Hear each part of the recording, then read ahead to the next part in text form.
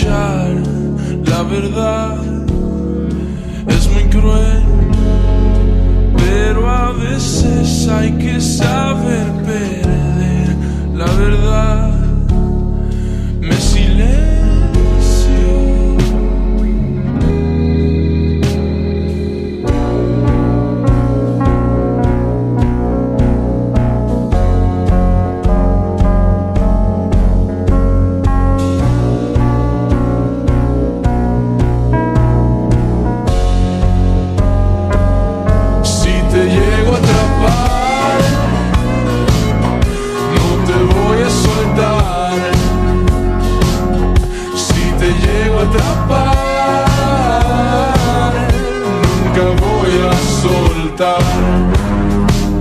Porque la vida es un amor.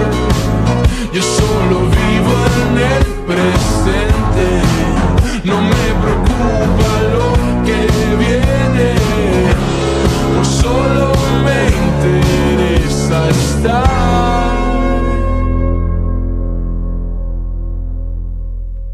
aquí.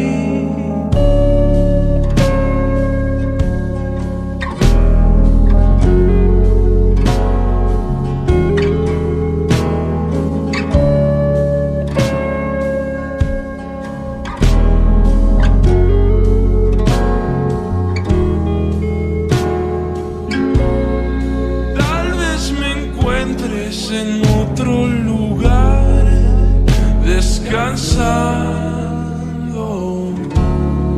Yo no me quiero esconder de desenlace.